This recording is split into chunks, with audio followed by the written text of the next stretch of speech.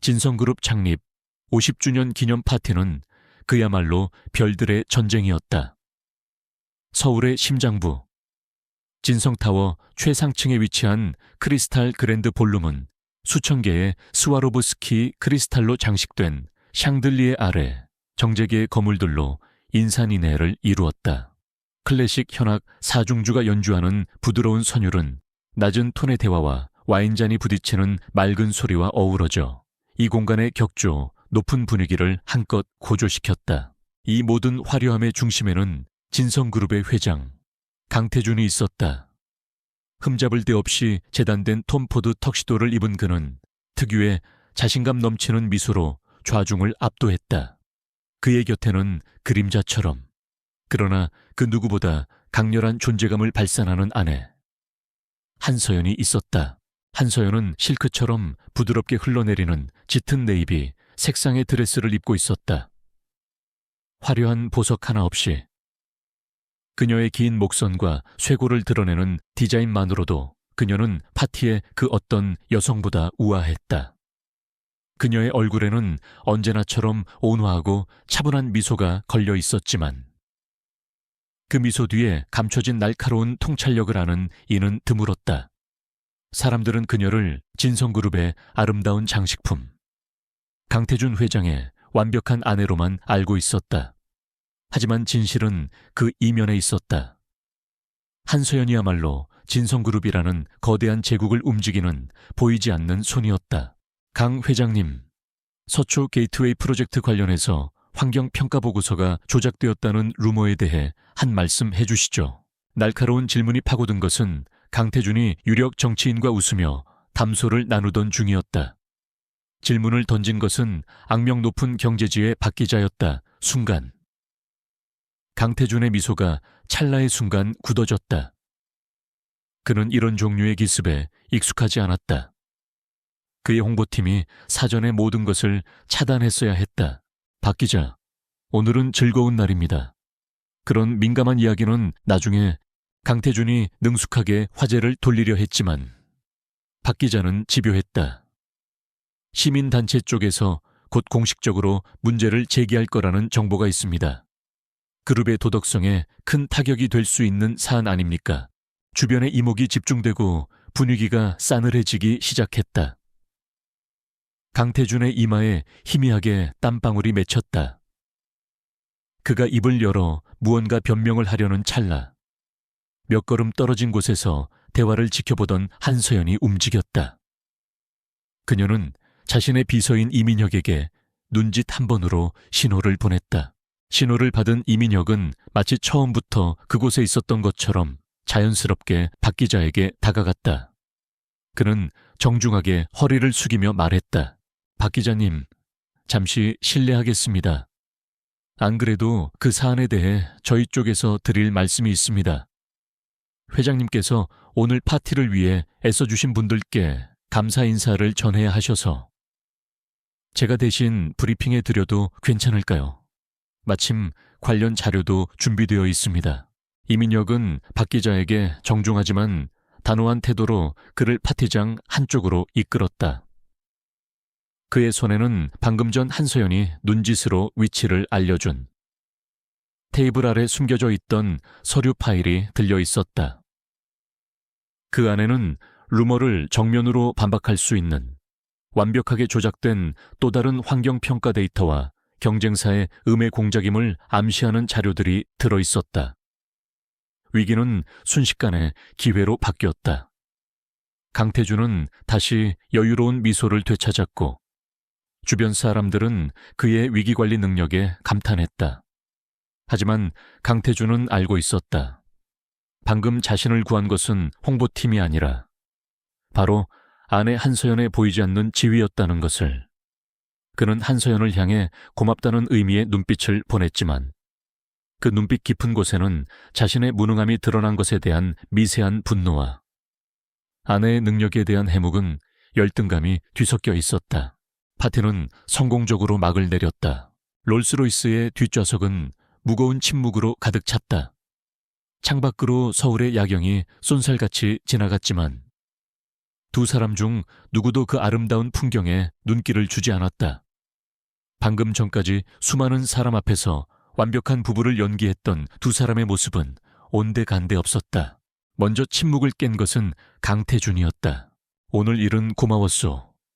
그의 목소리는 감사라기보다는 마지못해 뱉어내는 듯 건조했다. 한서연은 창밖을 응시한 채 대답했다. 당신을 위해서가 아니에요. 진성을 위해서였죠.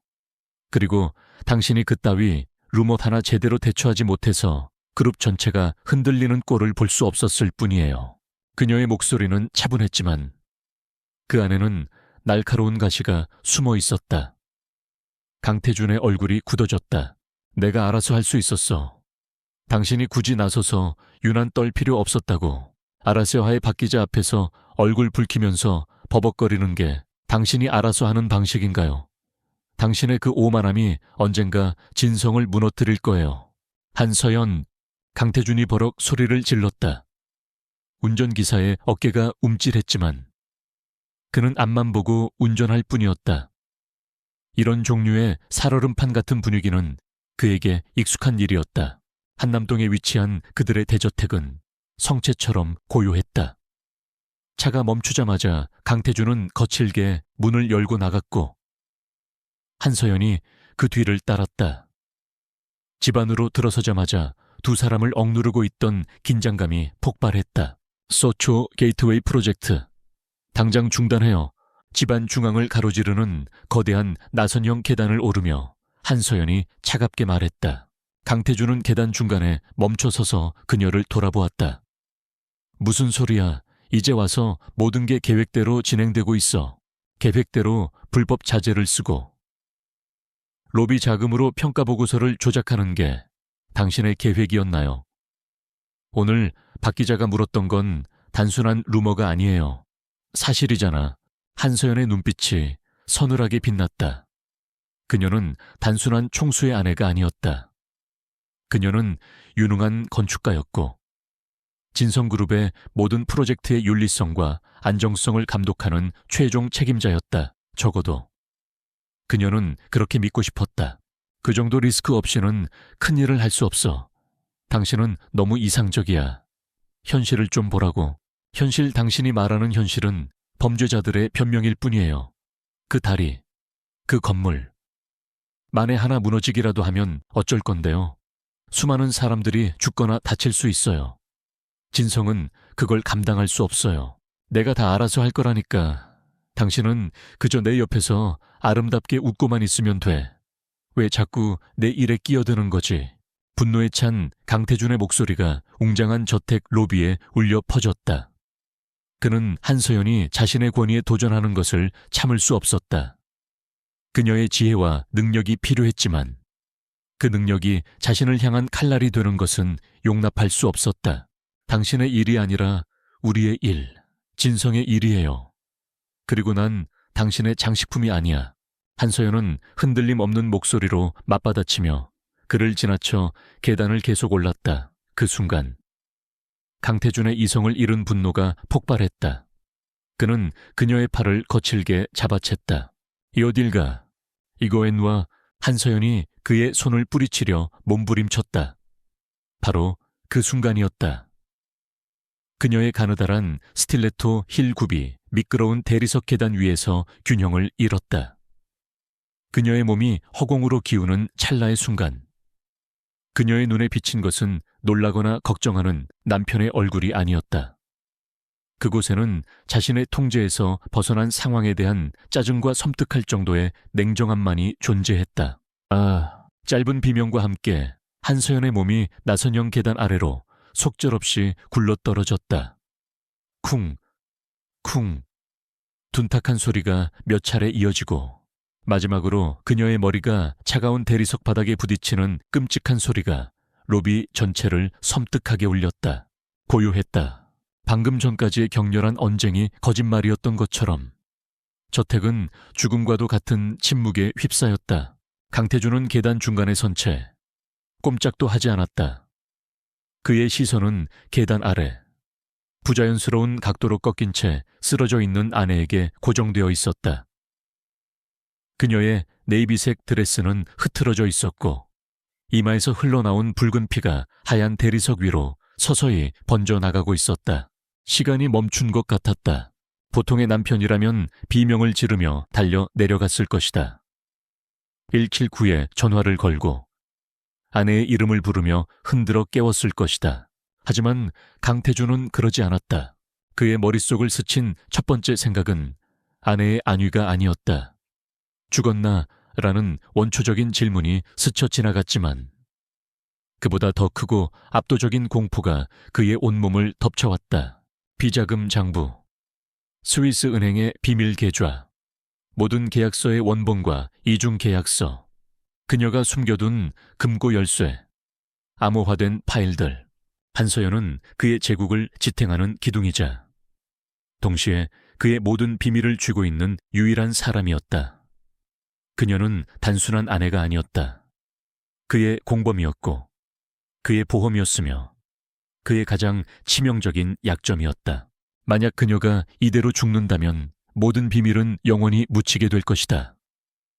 그것은 최악의 시나리오였다. 만약 그녀가 살아난다면, 하지만 모든 것을 잊어버린다면 그것 또한 재앙이다. 만약 그녀가 살아나서 이 모든 일을 경찰에 진술한다면 강태준의 온몸이 차갑게 식어갔다. 이것은 아내의 사고가 아니었다. 이것은 자신의 제국 전체가 붕괴될 수도 있는 사상 최악의 위기였다. 그의 눈에 비친 것은 피를 흘리며 쓰러진 사랑하는 아내가 아니었다. 그것은 언제 터질지 모르는 시한폭탄이었다. 그의 심장이 미친 듯이 뛰기 시작했다. 하지만 그것은 슬픔이나 걱정 때문이 아니었다. 생존 본능에서 비롯된 지독하고 이기적인 공포였다. 그는 패닉에 빠졌다. 병원 특실의 공기는 소독약 냄새와 희미한 백합 향이 뒤섞여 기묘하게 부유하고 있었다. 한서연은 길고 흐릿한 터널을 지나듯 천천히 의식의 수면 위로 떠올랐다. 눈꺼풀이 청은망은 무거웠다. 희미한 빛이 눈을 파고들자 그녀는 반사적으로 눈을 찌푸렸다. 가장 먼저 인지된 것은 소리였다. 삐, 삐, 삐, 규칙적으로 울리는 기계음. 그리고 자신의 팔에 연결된 차가운 이물감. 그녀는 천천히 고개를 돌려 링거 바늘이 꽂힌 자신의 손등을 내려다보았다. 누구의 손인가? 가늘고 하얀 손가락. 정갈하게 관리된 손톱 낯설었다. 그녀는 천천히 몸을 일으키려 했지만 온몸이 솜처럼 무겁고 머릿속이 텅 빈 것처럼 아득했다. 여기가 어디지? 나는 왜 여기에 있는 거지? 그리고 나는 누구지? 마지막 질문이 머릿속을 맴도는 순간 온몸의 피가 차갑게 식는 듯한 공포가 밀려왔다. 기억이 없었다. 마치 하얀 도화지처럼. 자신의 이름 석자조차 떠오르지 않았다. 그녀는 미친 듯이 머릿속을 헤집었다. 과거, 가족, 친구, 집, 아무것도 없었다. 텅 빈 공간에 오직 혼란과 공포만이 메아리치고 있었다. 그때 병실 문이 조용히 열리고 한 남자가 들어왔다. 키가 크고 다부진 체격에 마치 잡지에서 막 걸어 나온 듯한 완벽한 수트 차림. 남자는 걱정이 가득한 얼굴로 그녀에게 다가왔다. 그의 얼굴에는 깊은 슬픔과 안도감이 기묘하게 공존하고 있었다. 서연아, 남자가 그녀의 이름을 불렀다. 서연. 그게 내 이름인가? 그녀는 남자를 경계심 가득한 눈으로 쳐다보았다. 남자는 그녀의 침대 옆 의자에 앉아 조심스럽게 그녀의 손을 잡았다. 그의 손은 따뜻했지만 그 온기가 그녀의 마음에까지 닿지는 않았다. 이식이 돌아와서 정말 다행이야. 정말 걱정했어. 남자의 목소리는 감미롭게 떨리고 있었다. 하지만 한서연은 그의 눈동자 깊은 곳에서 아주 찰나의 순간 차가운 계산 같은 것을 읽었다. 본능적인 위화감이었다. 누구세요?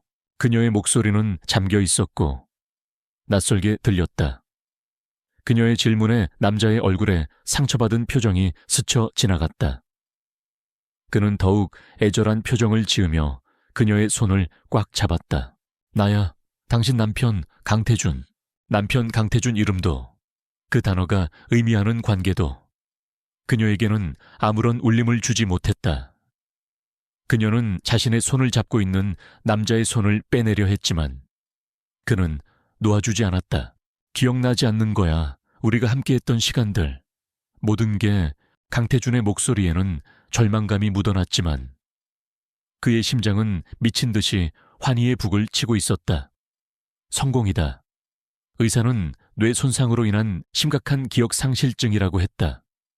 특히 최근의 기억, 그리고 감정적으로 강한 충격을 동반한 기억들이 소실되었을 가능성이 높다고 했다. 그는 아내의 텅 빈 눈동자를 보며 확신했다. 그녀는 정말로 아무것도 기억하지 못했다. 이제부터는 연극의 시간이었다. 그는 세상에서 가장 자상하고 비통에 빠진 남편이 되어야 했다. 괜찮아. 괜찮아. 기억은 천천히 돌아올 거야. 의사도 그렇게 말했어. 지금은 아무 생각 말고 푹 쉬기만 해.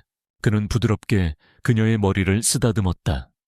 하지만 그의 머릿속은 복잡한 계산으로 가득 차 있었다. 그녀의 기억이 어느 정도까지 지워졌는지 확인해야 했다. 그의 제국에 위협이 될 만한 파편이라도 남아있다면 미리 제거해야만 했다. 며칠이 지났다. 한서연은 강태준이라는 남자가 제공하는 정보들을 통해 자신의 삶을 재구성하기 시작했다. 나는 한서연이고 진성그룹 강태준 회장의 아내이며 며칠 전 저택계단에서 발을 헛디뎌 머리를 다쳤다. 그는 그녀에게 수많은 사진을 보여주었다. 에펠탑 앞에서 다정하게 입을 맞추는 사진, 몰디브의 해변에서 행복하게 웃고 있는 사진, 화려한 파티에서 함께 춤을 추는 사진. 사진 속의 여자는 분명 자신이었지만 그녀는 그 어떤 감흥도 느낄 수 없었다. 마치 잘 만들어진 영화의 스틸컷을 보는 기분이었다. 강태준은 매일 병실을 찾았다. 그는 지극정성이었다. 직접 죽을 떠먹여 주기도 하고 그녀가 잠들 때까지 책을 읽어주기도 했다. 하지만 그의 모든 행동은 어딘가 부자연스러웠다. 그의 손길에는 진정한 온기가 없었고 그의 눈빛은 종종 그녀를 관찰하고 분석하는 듯한 느낌을 주었다. 어느 날 오후, 강태준은 재무서류 몇 개를 들고 병실을 찾았다. 그는 한서연의 침대 옆에 앉아 한숨을 쉬며 말했다. 당신이 없으니까 회사 일이 엉망이야. 특히 서초 게이트웨이 프로젝트 건은 당신의 전문 분야인데 내가 처리하려니 영 진도가 안 나가. 그는 무심결에 던지는 말처럼, 하지만 날카롭게 그녀의 반응을 살폈다. 서초 게이트웨이 프로젝트, 그 단어를 듣는 순간 한서연의 머릿속에 아주 희미한 통증이 스쳐 지나갔다. 무언가 불쾌하고 잘못되었다는 느낌. 하지만 그것이 무엇인지는 떠오르지 않았다. 그녀는 미간을 찌푸리며 되물었다. 서초 게이트웨이요. 응, 당신이 마지막까지 애정을 쏟았던 프로젝트잖아. 설계부터 자재 선정까지 전부 당신이 직접 챙겼는데 기억 안 나. 강태준은 그녀의 얼굴에서 작은 실마리라도 찾아내려 애썼다. 하지만 그녀의 눈은 그저 텅 비어 있을 뿐이었다. 아니요, 전혀요. 그녀의 대답에 강태준은 속으로 안도의 한숨을 내쉬었다. 가장 위험한 뇌관을 확인했다. 그녀는 프로젝트의 추악한 이면을 전혀 기억하지 못했다. 그는 계속해서 테스트를 이어갔다. 그는 그녀의 충실한 비서였던 이민혁의 이름을 꺼내기도 하고 그녀가 관리하던 비밀 금고에 대해 넌지시 떠보기도 했다. 하지만 돌아오는 대답은 언제나 똑같았다. 모르겠어요. 확신이 선 강태준은 다음 단계로 넘어갔다. 그는 한서연을 완벽하게 고립시켜야 했다. 외부와의 모든 접점을 차단하고 오직 자신이 제공하는 정보만을 믿게 만들어야 했다. 그는 주치의를 매수했다. 주치의는 한서연에게 외부의 자극은 기억 회복에 혼란을 줄 수 있으니 당분간은 남편분 외에는 면회를 제한하는 것이 좋겠습니다. 라는 진단을 내렸다. 그녀의 휴대폰은 전자파가 뇌에 좋지 않다는 터무니없는 이유로 그가 가져갔다. 병실의 TV 채널은 그가 미리 지정해둔 몇 개의 채널만 나오도록 고정되었다. 한서연은 순식간에 세상과 단절된 섬이 되었다. 그녀의 세상에는 오직 강태준과 그가 들려주는 이야기만이 존재했다. 그리고 며칠 뒤 또 다른 인물이 그녀의 세상에 등장했다. 그날도 강태준은 그녀의 곁을 지키고 있었다. 그때 그의 휴대폰이 울렸다. 그는 발신자 이름을 확인하더니 일부러 한서연이 들으라는 듯 큰 소리로 다정하게 전화를 받았다. 수진 씨, 괜찮아요. 걱정해줘서 고마워요. 네, 방금 아내도 잠들었어요. 당신도 너무 무리하지 말고. 통화를 마친 그에게 한서연이 물었다. 누구예요? 강태준은 기다렸다는 듯이 슬픈 표정을 지으며 말했다. 오수진 씨라고, 배우인데 우리 부부와 아주 가까운 사이야. 당신이 쓰러진 뒤로 나를 많이 위로해주고 도와주고 있어. 아주 착한 사람이야.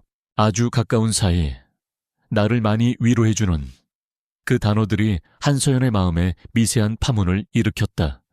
그녀는 아무것도 기억하지 못했지만 질투라는 본능적인 감정의 파편은 남아있는 듯했다.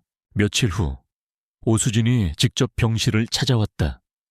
그녀는 화장기 없는 얼굴에 수수한 옷차림이었지만 그 아름다움은 숨겨지지 않았다.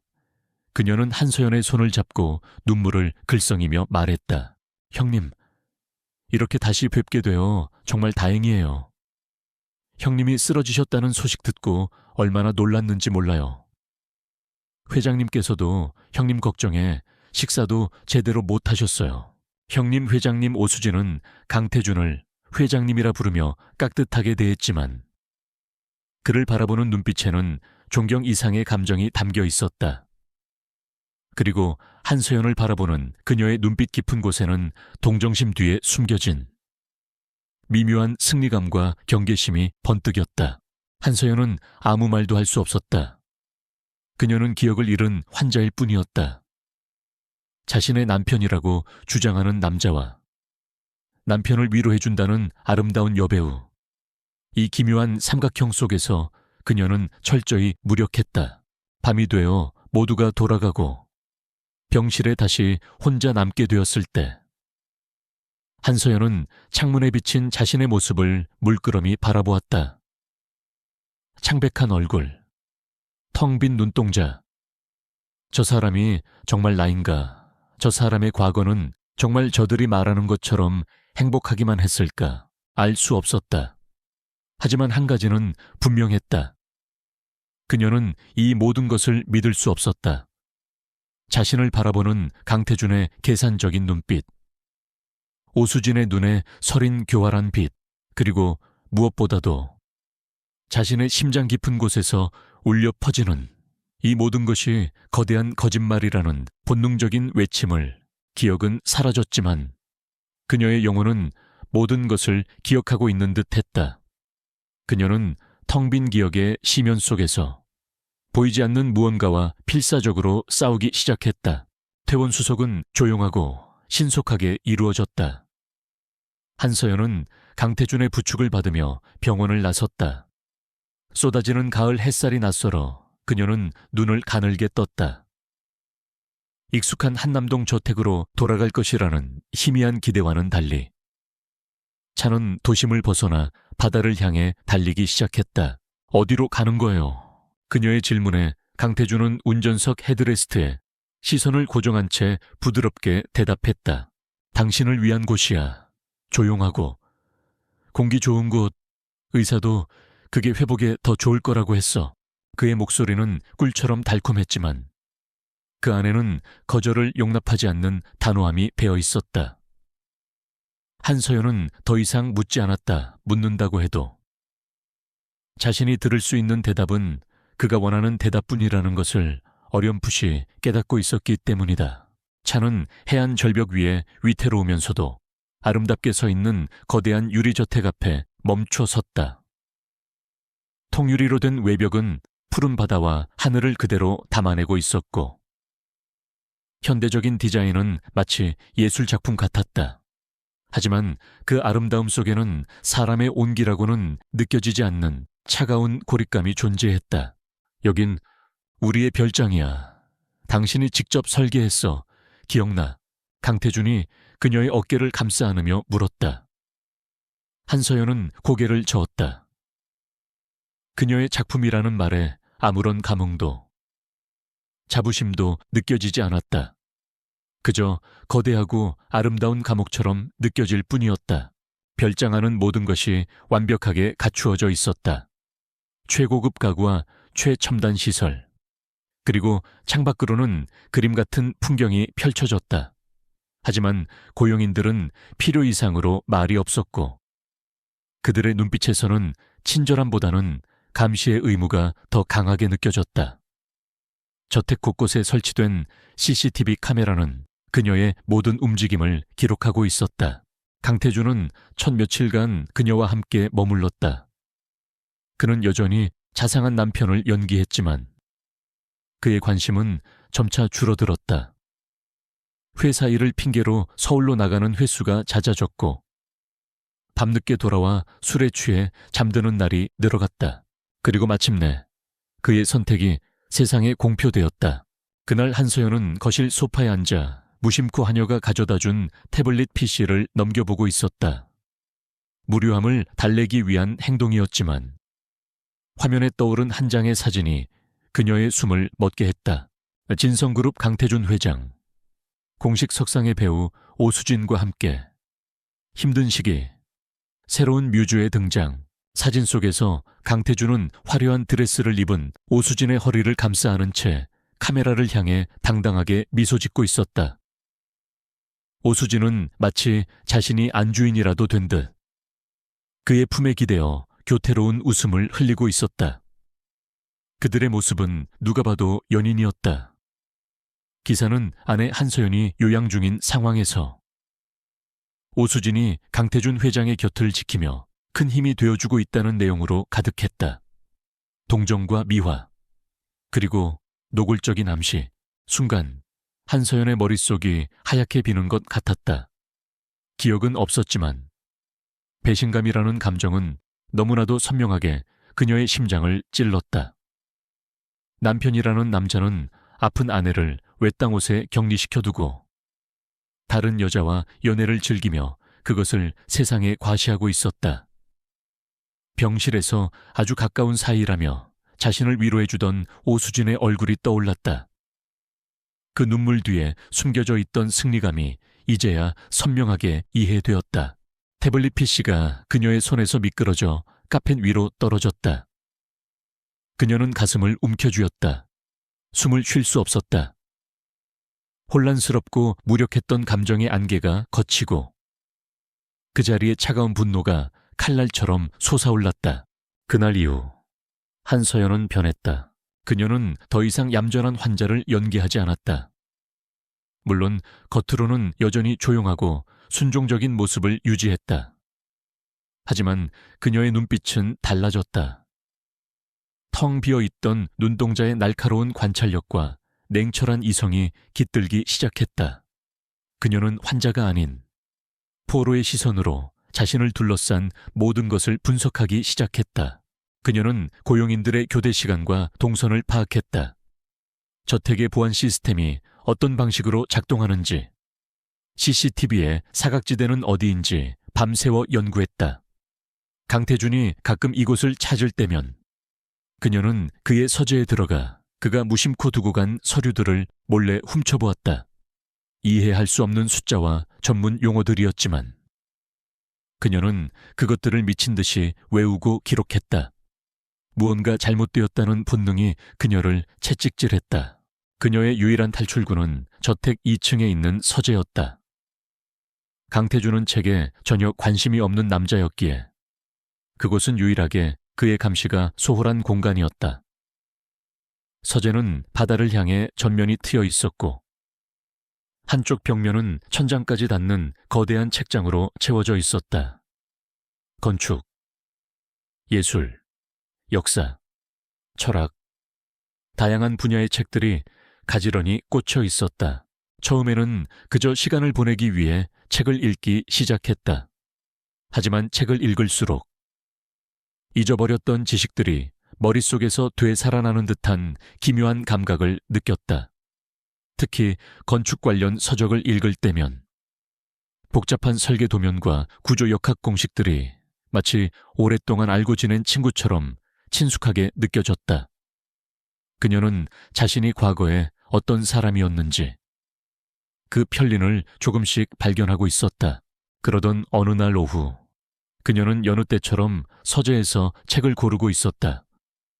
그녀의 손길이 고전 문학 섹션에 꽂혀 있던 낡은 가죽 장정의 책 한 권 위에서 멈췄다.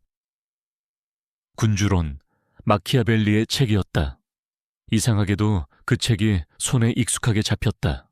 그녀는 무심코 책을 꺼내 들었다. 그때 책의 무게가 이상하다는 것을 느꼈다. 두께에 비해 미묘하게 더 무거웠다. 그녀는 책상에 앉아 조심스럽게 책을 살펴보았다. 표지를 넘기고 책장을 한 장 한 장 넘겨보았지만 별다른 점은 없었다. 하지만 그녀는 포기하지 않았다. 본능이 무언가 있다고 속삭이고 있었다. 그녀는 손가락으로 책의 두꺼운 뒷면 표지를 꼼꼼하게 더듬었다. 그리고 마침내 손끝에 미세하게 걸리는 부분을 찾아냈다. 아주 정교하게 만들어진 이음새였다. 그녀는 손톱을 이용해 조심스럽게 그 틈을 벌렸다. 이딸깍 하는 작은 소리와 함께 표지 안쪽에 숨겨져 있던 공간이 모습을 드러냈다. 그 안에는 작고 납작한 금속 열쇠 하나가 들어있었다. 그것은 일반적인 집 열쇠나 자동차 열쇠와는 전혀 다른 모양이었다. 머리 부분에는 복잡한 문양이 새겨져 있었고 끝부분은 컴퓨터 칩처럼 생긴 독특한 형태였다. 그녀는 조심스럽게 열쇠를 꺼내 손바닥 위에 올려놓았다. 차가운 금속의 감촉이 그녀의 피부를 통해 심장까지 전해지는 것 같았다. 이것이 무엇을 여는 열쇠인지는 알 수 없었다. 왜 여기에 숨겨져 있었는지도 알 수 없었다. 하지만 한 가지는 확실했다. 이것은 과거에 한서연이 미래의 자신에게 남긴 메시지였다. 거대한 거짓말과 배신 속에서 진실을 향해 나아갈 수 있는 유일한 단서였다. 그녀는 자신을 잃어버렸지만 과거의 자신은 그녀를 포기하지 않았던 것이다. 한서연은 열쇠를 쥔 손에 힘을 주었다. 손바닥이 아플 정도로 강하게 쥐었다. 더 이상 그녀의 눈에는 혼란이나 무력감이 없었다. 그 자리에는 차갑게 타오르는 불꽃이 빼앗긴 모든 것을 되찾고야 말겠다는 단호한 의지가 서려 있었다. 선택은 내려졌다. 강태주는 그녀를 버리고 자신의 욕망을 선택했다. 이제 그녀가 선택할 차례였다. 복수와 진실을 향한 전쟁을. 손안에 쥔 차가운 열쇠는 희망의 증표이자 동시에 그녀에게 채워진 족쇄의 무게를 실감케 했다. 열쇠가 있어도 이 아름다운 감옥을 벗어날 수 없다면 아무런 의미가 없었다. 한서연은 그날 이후 겉으로는 더 깊은 우울증에 빠진 환자처럼 행동했다. 식사량을 줄이고 창밖을 보며 멍하니 앉아있는 시간이 늘었다. 그녀의 연기에 감시자들의 경계심은 서서히 무뎌져 갔다. 하지만 그녀의 머릿속은 그 어느 때보다 치열하게 움직이고 있었다. 그녀는 탈출 계획을 세우기 시작했다. 과거의 자신이 설계했다는 이 저택은 이제 그녀가 공략해야 할 요새가 되었다. 그녀는 서재에서 저택의 설계 도면을 찾아냈다. 먼지 쌓인 도면을 펼치는 순간 복잡한 선과 숫자들 속에서 희미한 익숙함이 느껴졌다. 그녀는 마치 잃어버렸던 언어를 되찾은 사람처럼 밤을 새워가며 도면을 해독했다. 보안 시스템의 배선도, CCTV의 감시범위, 그리고 결정적인 약점은 와인 저장고에 있었다. 저온 유지를 위해 복잡한 전력 시스템이 설치되어 있었지만 습도 조절 장치와 연결된 보조 전원 회로에 설계상의 허점이 있었다. 의도적으로 과부하를 일으키면 메인 차단기가 내려가기 전에 보안 시스템 허브에 연결된 전원만 약 3분간 차단할 수 있었다. 3분. 그것이 그녀에게 허락된 시간의 전부였다. 작전 실행일은 강태준이 해외 출장을 떠난 보름달이 구름에 가려진 캄캄한 밤으로 정해졌다. 그녀는 며칠 동안 모아둔 수면제를 경비조장의 커피에 몰래 탔다. 다른 고용인들의 주의를 돌리기 위해 그녀는 낮 동안 일부러 주방에서 작은 소란을 피워 그들의 신경을 온통 그쪽에 쏠리게 만들었다. 자정이 넘은 시각, 모두가 잠든 것을 확인한 한서연은 조용히 방을 빠져나왔다. 그녀는 맨발로 대리석 바닥의 냉기를 느끼며 고양이처럼 소리 없이 움직였다. 와인 저장고의 문은 굳게 잠겨 있었지만 그녀는 이미 도면을 통해 비상 잠금 장치를 해제하는 법을 숙지하고 있었다. 서늘한 공기가 가득한 저장고 안에서 그녀는 미리 봐둔 배전반으로 다가갔다. 가느다란 철사를 이용해 회로를 조작하는 그녀의 손은 조금도 떨리지 않았다.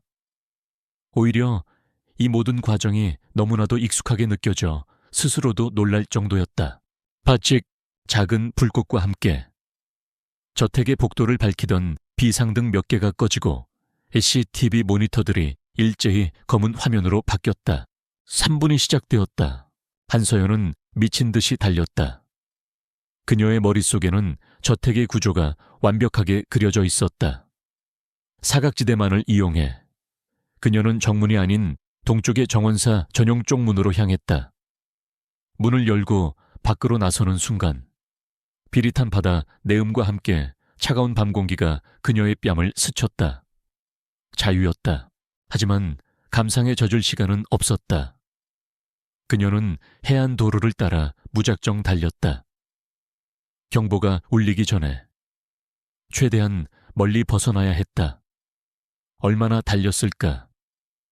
폐가 터질 듯한 고통이 느껴질 때쯤 멀리서 택시의 불빛이 보였다. 그녀는 마지막 남은 힘을 다해 손을 흔들었다. 서울 시내로 가주세요. 가장 가까운 은행으로요. 밤새 달려온 택시가 멈춘 곳은 강남의 한 프라이빗 뱅크 앞이었다. 새벽의 푸른빛이 감도는 거리. 최고급 명품관 사이에 자리한 은행 건물은 위압적인 분위기를 풍기고 있었다. 헝클어진 머리, 값비싸지만 구겨진 실내복 차림에 그녀는 그곳과 전혀 어울리지 않았다. 은행 문이 열리기를 기다리는 동안 그녀는 불안감에 휩싸였다. 만약 이 열쇠가 이곳의 것이 아니라면, 만약 열쇠가 있어도 신분증이 없어 아무것도 할 수 없다면 모든 것이 수포로 돌아갈 수도 있었다. 마침내 문이 열리고 그녀는 쭈뼛거리며 안으로 들어섰다. 대리석 바닥과 높은 천장, 조용한 분위기, 직원의 안내를 받아 VIP 상담실로 들어갔을 때 지점장으로 보이는 중년 남자가 의심스러운 눈초리로 그녀를 맞았다. 무엇을 도와드릴까요? 손님. 한서연은 주머니에서 열쇠를 꺼내 테이블 위에 올려놓았다. 이 열쇠에 해당하는 금고를 확인하고 싶습니다. 지점장은 열쇠를 보더니 눈을 가늘게 떴다. 그는 잠시 망설이다가 보안 단말기에 열쇠를 꽂았다. 그리고는 그녀에게 지문 인식을 요구했다. 한서연은 떨리는 손으로 스캐너에 엄지손가락을 올렸다. 삑 하는 소리와 함께 모니터에 녹색 불이 들어왔다. 한시오연, VGIP 그레이드. 지점장의 표정이 순식간에 깍듯하게 변했다. 확인되셨습니다. 한서연 이사님, 바로 안내해 드리겠습니다. 이사님, 그녀는 그 호칭이 낯설었지만 지금은 그것을 물을 때가 아니었다. 육중한 강철문으로 된 지하 금고실은 서늘하고 고요했다. 지점장이 그녀의 금고를 열어주고 자리를 비켜주자 한소연은 마침내 금고의 내용물과 마주했다. 그 안에는 여러 개의 통장과 현금 다발, 그리고 작은 상자가 들어 있었다. 그녀는 떨리는 손으로 상자를 열었다. 상자 안에는 위조된 신분증과 다른 이름으로 된 여권, 그리고 낡은 폴더폰 하나가 들어 있었다. 그리고 그 모든 것들 밑에 곱게 접힌 편지 한 통이 있었다. 그녀는 편지를 펼쳤다. 그곳에는 익숙하면서도 낯선, 바로 자신의 필체로 쓰인 글씨가 있었다. 이 편지를 읽고 있다면 최악의 상황이 벌어진 것이겠지. 아무도 믿지 마. 특히 강태준은 절대로. 그는 네가 아는 그런 사람이 아니야. 모든 증거는 프로메테스 안에 있다. 도움이 필요하다면 오직 한 사람에게만 연락해. 이민혁, 그만이 너의 편이 되어줄 거야. 편지 마지막에는 전화번호 하나가 적혀 있었다. 이민혁, 병원에서 강태준이 무심코 흘렸던 이름, 그녀의 비서였다는 남자. 한서연은 심장이 세차게 뛰는 것을 느끼며 폴더폰을 열었다. 다행히 배터리는 남아있었다.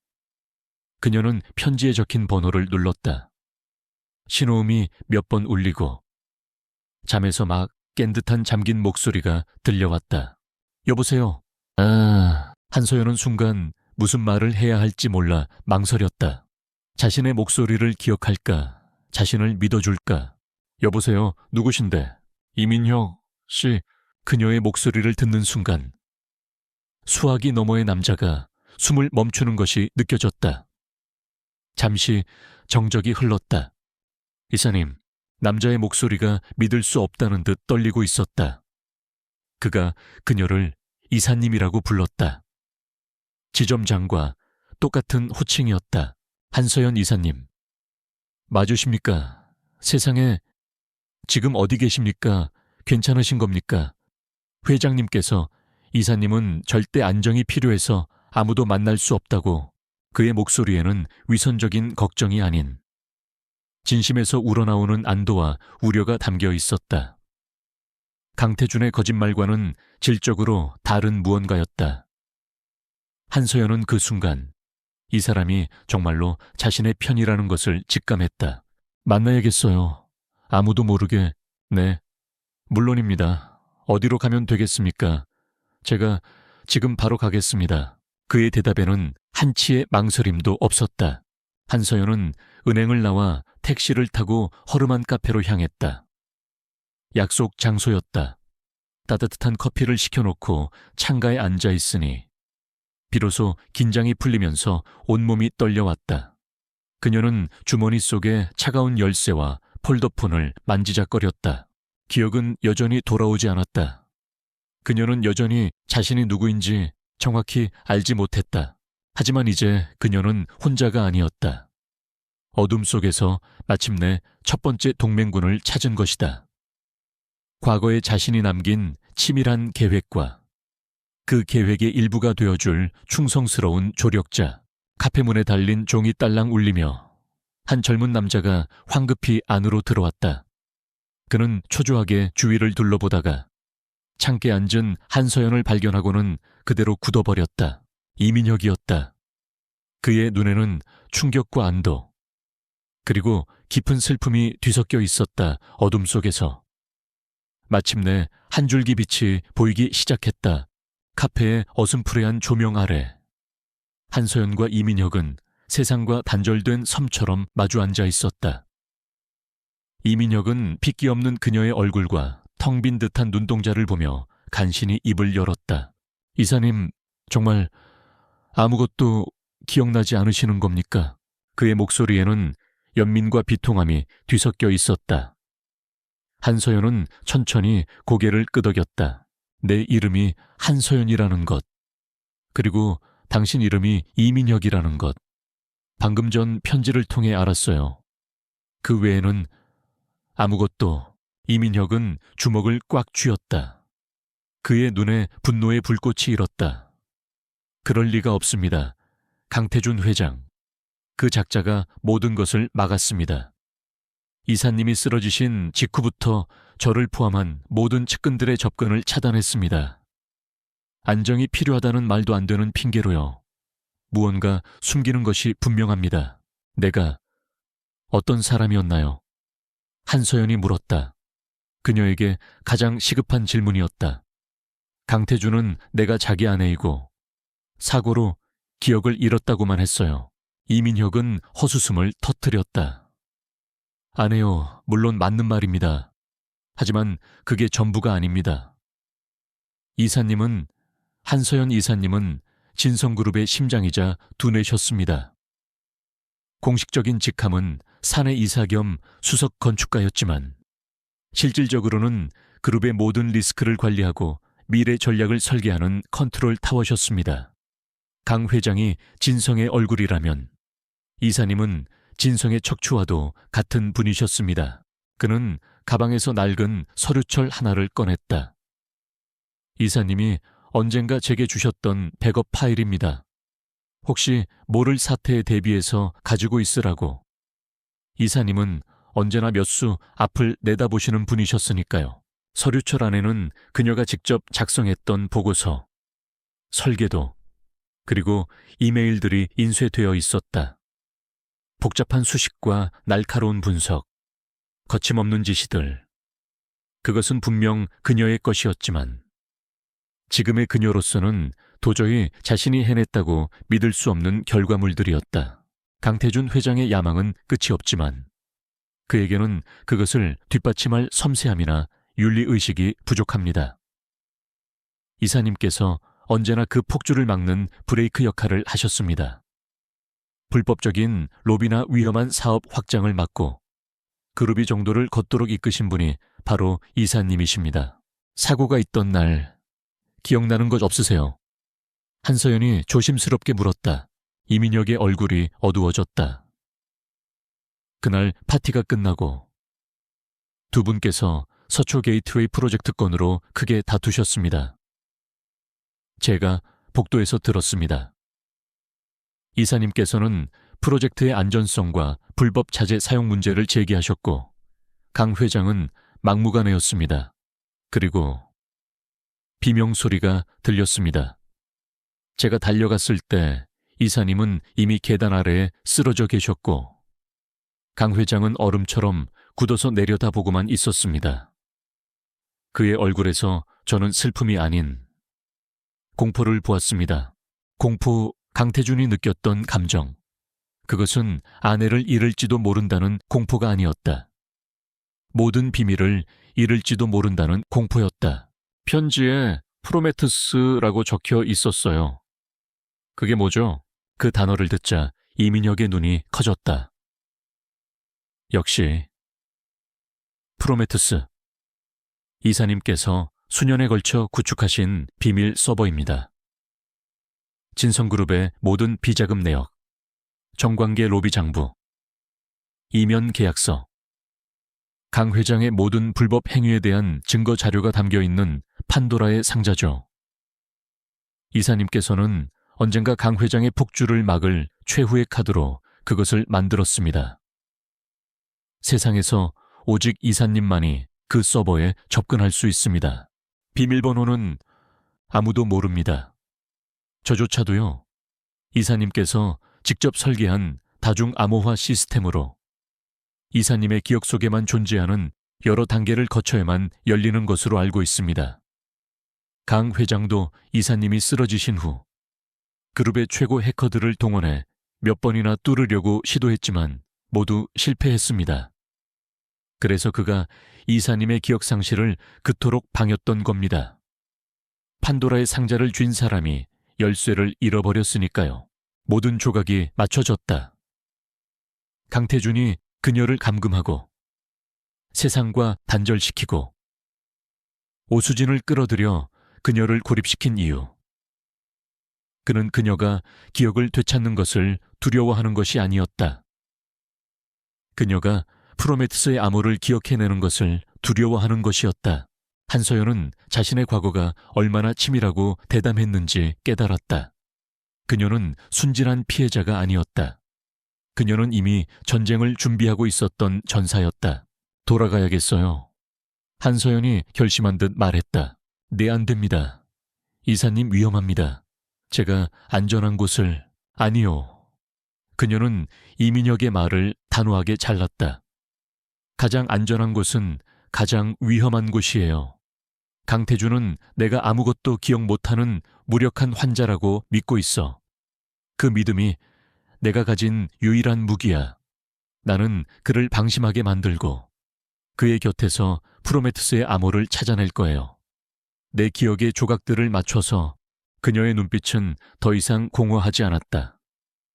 그곳에는 과거의 한서연, 진성그룹의 전략가가 지녔던 냉철하고 강인한 빛이 되살아나고 있었다. 이민혁은 잠시 그녀를 바라보다가 이내 결심한 듯 고개를 끄덕였다. 알겠습니다. 이사님의 뜻이 그렇다면 저는 밖에서 이사님의 눈과 귀가 되겠습니다. 무엇이든 필요하시면 이 전화로 연락 주십시오. 그는 그녀에게 작은 USB 하나를 건넸다. 이사님께서 쓰러지시기 전까지의 모든 업무 기록과 통화 내역, 일정 등을 복원한 파일입니다. 기억을 되찾는데 도움이 될지도 모릅니다. 새벽이 오기 전 한서연은 유령처럼 별장으로 돌아왔다. 그녀는 들어갈 때와 마찬가지로 흔적 하나 남기지 않고 자신의 방 침대에 누웠다. 아침이 되었을 때 그녀는 다시 기억을 잃은 가련한 환자로 돌아와 있었다. 며칠 뒤 해외 출장에서 돌아온 강태주는 한층 더 수척해진 그녀의 모습에 만족스러운 미소를 지었다. 그는 그녀가 완전히 자신의 통제에 있다고 확신했다. 몸은 좀 어때? 그는 다정하게 물으며 그녀의 이마를 짚었다. 잘 모르겠어요. 그냥 머리가 계속 안개 속에 있는 것 같아요. 그녀는 일부러 초점 없는 눈으로 그를 올려다보았다. 무리하지 마. 그냥 편하게 쉬고 있으면 돼. 내가 다 알아서 할 테니. 그는 그녀를 더 이상 위협적인 존재로 여기지 않았다. 그에게 그녀는 아름답지만 영혼이 사라진 인형, 혹은 가끔씩 들여다보는 값비싼 애완동물과도 같은 존재가 되었다. 그는 서슴없이 그녀 앞에서 중요한 통화를 하거나 기밀 서류를 검토했다. 한서연이라는 변수는 이제 그의 계산에서 완전히 지워져 있었다. 그리고 그것이 그의 가장 큰 실수가 될 것이었다. 한서연은 그의 모든 말과 행동을 기억 속에 새겼다. 그가 무심코 뱉는 프로젝트 이름, 통화 상대방의 이름, 서류에 적힌 숫자들. 그녀는 밤마다 이민혁이 준 USB를 노트북에 연결해 그 단서들을 바탕으로 과거의 자신을 추적했다. 그녀는 마치 거대한 퍼즐을 맞추는 것처럼 자신의 과거를 재구성해 나갔다. 그녀가 얼마나 이를 사랑했는지, 이민혁을 얼마나 신뢰했는지, 그리고 강태준의 배신에 얼마나 깊이 상처받고 분노했는지. 기억은 돌아오지 않았지만 감정의 흔적들이 그녀의 마음을 채워갔다. 그러던 어느 날 밤이었다. 강태준은 거실에서 누군가와 심각하게 통화를 하고 있었다. 서초 게이트웨이 말이야.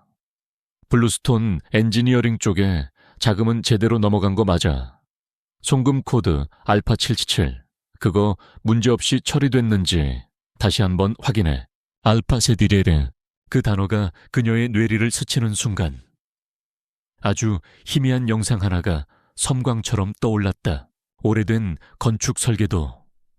낡고 바랜 종이 위에 연필로 쓰인 글씨. 설계도의 특정 구역. A717 구획을 붉은색으로 동그라미 치던 자신의 손. 그것은 완전한 기억이 아니었다. 안개 속에서 잠시 나타났다 사라지는 신기루 같은 것이었다. 하지만 그것은 분명한 단서였다. 알파 777은 단순한 송금 코드가 아니었다. 과거의 그녀에게 무언가 특별한 의미를 가진 기호였다. 프로메테스의 암호는 어쩌면 이렇게 수많은 의미를 가진 기호들의 조합일지도 모른다. 한서연은 태연한 표정으로 뜨개질을 계속했다. 하지만 그녀의 심장은 세차게 뛰고 있었다. 마침내 거대한 퍼즐의 첫 번째 조각을 찾아낸 것이다. 강태준은 아무것도 눈치채지 못한 채 제 손으로 직접 자신의 무덤을 파는 열쇠를 그녀에게 던져주고 있었다. 강태준의 오만함은 하늘을 찌를 듯했다. 아내라는 가장 큰 위협이 기억을 잃은 인형으로 전락하자 그를 막을 것은 아무것도 없다고 믿었다. 그는 브레이크 없는 폭주기관차처럼 서초 게이트웨이 프로젝트를 밀어붙이기 시작했다. 한서연이 그토록 반대했던 불법 자재들이 밤 시간을 이용해 공사 현장으로 반입되었고 관련 공무원들의 해외 계좌에는 거액의 로비 자금이 꽂혔다. 모든 것이 그의 계획대로 완벽하게 진행되고 있었다. 그는 가끔 별장에 들러 아내의 상태를 확인했다. 그녀는 여전히 텅 빈 눈으로 뜨개질을 하거나 말없이 창밖을 바라볼 뿐이었다. 그는 그녀의 머리를 쓰다듬으며 생각했다. 차라리 이렇게 된 게 잘된 일이야. 예전처럼 사사건건 반대하고 따져 물었다면 얼마나 피곤했겠어. 그는 자신의 성공 가도에 걸림돌이 사라졌다고 진심으로 기뻐했다. 하지만 그가 보지 못하는 곳에서 보이지 않는 전쟁은 이미 시작되고 있었다. 한서연은 알파 77이라는 첫 번째 단서를 시작으로 기억의 파편들을 맞추는데 몰두했다. 그녀는 이민혁이 가져다준 과거의 기록들을 바탕으로 자신의 사고방식과 행동 패턴을 역으로 추적해 나갔다. 과거의 나라면 이런 상황에서 어떤 암호를 만들었을까? 그녀는 단순한 단어나 숫자의 조합이 아닐 것이라고 확신했다. 그것은 분명 그녀의 인생과 철학이 담긴 강태준은 절대로 이해할 수 없는 복잡한 체계일 것이었다. 그러던 중 그녀는 강태준의 서재에서 발견한 프로젝트 보고서에서 결정적인 증거를 포착했다. 서초 게이트웨이 프로젝트의 하청업체 선정 과정에서 블루스톤 엔지니어링이라는 신생업체가 이례적으로 높은 점수를 받고 낙찰된 기록이었다.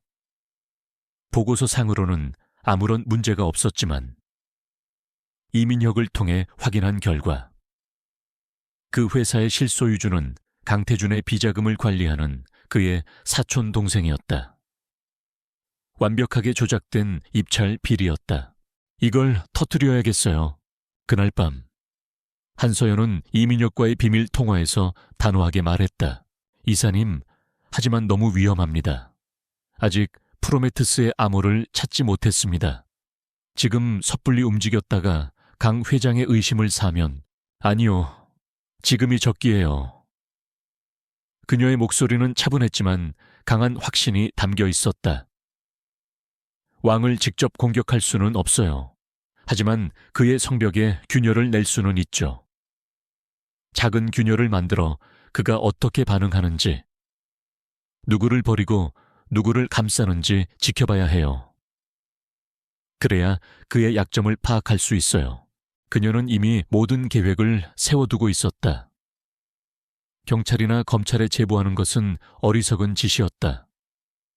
강태준의 손길은 그곳까지 뻗어 있을 터였다.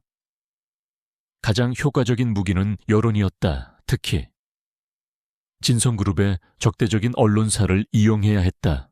그녀의 머릿속에 일장 파티에서 강태준을 몰아쓰던 박 기자의 얼굴이 떠올랐다. 그는 물불을 가리지 않는 집요함으로 유명했다. 먹잇감을 던져주면 알아서 사냥해줄 하이에나와도 같은 인물이었다. 이민혁 씨, 내가 보내주는 자료들을 정리해서 내부 고발자인 것처럼 위장해줘요. 진성그룹과 경쟁 관계에 있는 제이미디어의 박 기자에게 익명으로 보내세요. 절대 추적당하면 안 돼요. 그녀는 블루스톤 엔지니어링의 입찰 서류 원본과 강태준의 사촌이 실소유주임을 증명하는 등기부 등본, 그리고 입찰 심사위원 중 몇몇의 계좌로 의심스러운 자금이 흘러 들어간 내역까지 정확하고 구체적인 증거만을 골라 이민혁에게 전송했다. 전체 비리를 폭로하는 것이 아니라 입찰 비리라는 꼬리 부분만을 정확하게 겨냥한 공격이었다. 며칠 후 폭풍이 몰아쳤다. 제이미디어는 저녁 메인 뉴스 시간을 통해 진성그룹, 서초 게이트웨이 프로젝트 입찰 비리 의혹 단독 보도라는 헤드라인을 터뜨렸다. 박 기자는 한서연이 보내준 자료를 바탕으로 블루스톤 엔지니어링이 유령 회사에 가까우며 입찰 과정이 불공정하게 이루어졌다는 의혹을 강하게 제기했다. 뉴스가 나가는 순간 강태준의 별장 거실은 얼음장처럼 차가워졌다. 그는 소파에 앉아 태블릿 PC로 뉴스를 보고 있던 한서연의 뒤에 서 있었다. 화면 속에서 박 기자가 날카롭게 의혹을 제기하는 동안 강태준의 얼굴은 분노로 시뻘겋게 달아올랐다. 이 개같은 새끼들이. 그의 입에서 거친 욕설이 터져나왔다. 그는 들고 있던 위스키 잔을 벽난로에 집어 던졌다. 유리잔이 산산조각 나는 파열음과 함께 한서연은 그의 등 뒤에서 살기 어린 분노를 고스란히 느꼈다. 하지만 그녀는 놀란 듯 눈을 동그랗게 뜨고 겁에 질린 표정으로 그를 돌아볼 뿐이었다. 여보 무슨 일이에요? 그녀의 순진한 질문에 강태준은 간신히 이성을 되찾았다. 그는 아내 앞이라는 사실을 뒤늦게 깨달았다. 아무것도 아니야. 회사에 좀 문제가 생겨서 당신은 신경 쓸 것 없어. 그는 곧바로 휴대폰을 들고 방으로 들어가 문을 잠갔다. 문틈으로 그의 고함 소리가 새어나왔다. 당장 정보 유출 경로 찾아내. 내부 소행이야. 누가 감히 내 뒤통수를 쳐, 그 배신자 새끼. 반드시 찾아내서 내 손으로 찢어 죽일 거니까. 법무팀과 홍보팀을 향한 그의 분노는 폭포수처럼 쏟아졌다. 진성그룹의 주가는 소폭 하락했고 투자자들의 문의 전화가 빗발쳤다. 강태준은 이 사태가 서초 게이트웨이 프로젝트 전체를 뒤흔들 수 있는 뇌관이 될 수 있다는 것을 알았다. 그는 신속하게 움직여야 했다. 물론 그는 단 한순간도 아내를 의심하지 않았다. 기억을 잃고 자기 이름도 겨우 쓰는 여자가 이런 정교한 공격을 계획할 수 있을 리가 없었다. 그의 머릿속에는 오직 배신자와 경쟁사의 공작이라는 두 가지 가능성만이 존재했다. 이틀 후 진성그룹은 공식 입장을 발표했다. 입찰 과정에서 실무진의 착오와 비리가 있었음을 인정하고 국민 여러분께 심려를 끼쳐드린 점에 대해 사과한다는 내용이었다. 그리고 그 모든 책임은 입찰을 담당했던 구매팀장과 재무팀 이사 두 사람에게 돌려졌다. 강태준은 두 사람을 회장실로 불렀다. 그는 분노하거나 소리치지 않았다. 오히려 섬뜩할 정도로 차분했다. 그동안 회사를 위해 고생 많았네. 하지만 어쩌겠나. 누군가는 책임을 져야지. 그는 두 사람 앞에 사직서와 함께 두툼한 봉투를 내밀었다. 이건 내 성의 표시일세. 이 일에 대해 앞으로 어디 가서도 입을 열지 않는다는 조건이야. 만약 약속을 어긴다면 내 성격 알지? 자네들뿐만 아니라 가족들까지도 편하게 살기 힘들 거야. 협박과 회유. 두 임원은 하얗게 질린 얼굴로 사직서에 서명할 수밖에 없었다. 그들은 강태준의 충실한 개였지만 위기가 닥치자 왕을 보호하기 위해 버려지는 장기말. 체스의 폰에 불과했다. 그날 저녁 모든 사태가 수습되었다는 뉴스를 보며 한서연은 별장 창가에 서서 밤바다를 바라보고 있었다. 파도는 잔잔했지만 그녀의 마음속은 차가운 폭풍이 휩쓸고 지나간 뒤였다. 이번 공격으로 그녀는 세 가지를 얻었다. 첫째, 그녀는 외부 세계에 영향을 미칠 수 있는 자신의 능력을 시험하고 확인했다. 둘째, 강태준은 예상했던 대로 자신의 핵심을 보호하기 위해 주저없이 아랫사람을 잘라내는 냉혈한이라는 것을 다시 한번 확인했다. 셋째, 그리고 가장 중요한 것, 버려진 두 명의 임원. 그들은 이제 강태준에게 원한을 품은 잠재적인 아군이 될 수 있었다. 첫 번째 총성이 울렸다. 전쟁은 이제 막 시작되었을 뿐이다. 그녀는 어둠 속에서 조용히 다음 수를 계획하기 시작했다. 작은 스캔들을 성공적으로 무마시킨 강태준의 자신감은 오만함이 되어 흘러넘쳤다. 그는 자신이 모든 상황을 통제하고 있다고 굳게 믿었다. 그리고 그 자신감은 그의 여자 오수진에게 고스란히 전염되었다. 오수진은 이제 자신이 진성그룹의 실질적인 안주인이라고 생각하기 시작했다. 그녀는 한남동 저택의 인테리어를 제멋대로 바꾸기 시작했고 오랫동안 한서연을 모셔온 집세계까지 하대를 했다. 그녀의 사치와 월권은 날이 갈수록 심해졌다. 그리고 그녀의 탐욕스러운 시선은 마침내 별장에 유폐된 진짜 안주인 한서연에게로 향했다. 그녀는 문병이라는 명목으로 별장을 드나들었다. 하지만 그녀의 방문은 위로나 걱정과는 거리가 멀었다. 그것은 승자의 과시이자 패자에 대한 조롱이었다. 형님, 오늘은 좀 어떠세요? 아직도 아무것도 기억 안 나세요? 오수진은 한서연의 침대 곁에 앉아 마치 인형을 대하듯 그녀를 대했다. 그녀는 자신이 새로 산 수십 캐럿짜리 다이아몬드 반지를 보란 듯이 만지작거리며 말했다. 이거 보세요. 예쁘죠? 회장님께서 선물해 주셨어요. 요즘 회사 일이 잘 풀려서 기분이 좋으시다고. 형님이 예전처럼 사사건건 잔소리하지 않으시니 회장님께서 날개를 다신 것 같대요. 그녀의 말 한마디 한마디에는 독이 묻어 있었다. 한서연은 그저 멍한 표정으로 그녀를 바라볼 뿐이었다. 하지만 그 텅 빈 시선 뒤에서 그녀는 오수진이라는 인간의 그릇 크기를 정확하게 측정하고 있었다. 질투와 탐욕, 그리고 어리석음. 그녀는 강태준을 손에 넣은 것으로 만족하지 못했다. 그녀는 한서연이 가졌던 모든 것, 부와 명예, 그리고 권력까지 탐내고 있었다. 한서연은 이것을 이용하기로 마음먹었다.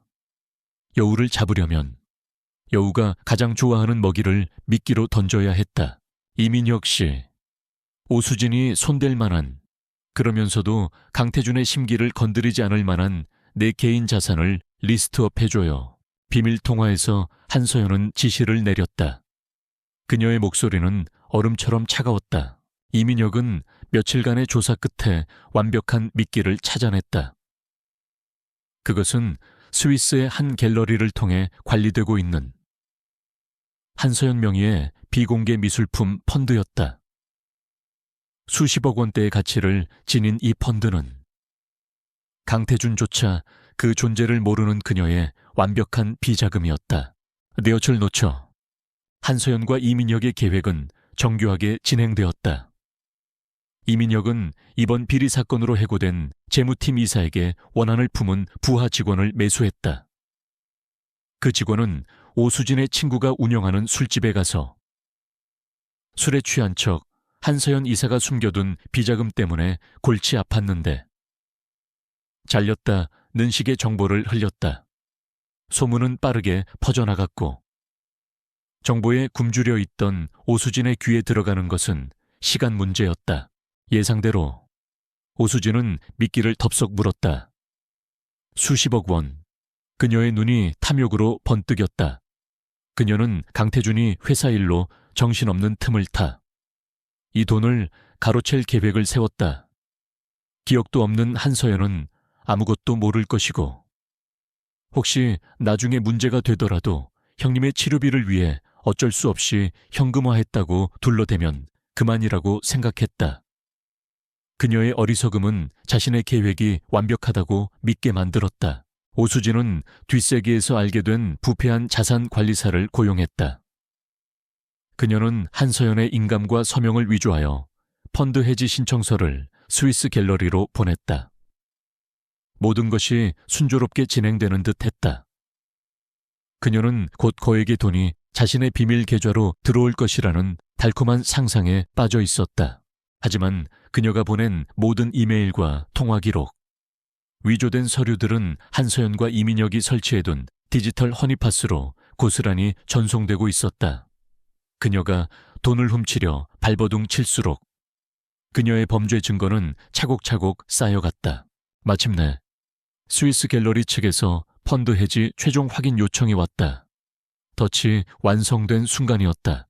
한서연은 직접 움직이지 않았다. 그녀는 이민혁을 통해 회사를 걱정하는 충성스러운 직원이 이사님의 개인 자산에 대한 외부 해킹 시도를 발견했다는 형태로 강태준에게 보고하도록 했다. 강태준은 처음에는 대수롭지 않게 생각했다. 하지만 이민혁이 내민 증거들을 보고는 표정이 굳어졌다. 펀드 해지 신청서에 찍힌 위조된 서명, 그리고 자금 이체를 요청한 계좌의 주인이 오수진이라는 것을 확인하는 순간 그의 얼굴은 분노로 일그러졌다. 그것은 단순한 돈 문제가 아니었다. 감히 자신의 소유물에 손을 댄 것에 대한 배신감, 그리고 자신의 통제력이 미치지 않는 곳에서 이런 어리석은 짓을 벌인 것에 대한 몸열감이었다.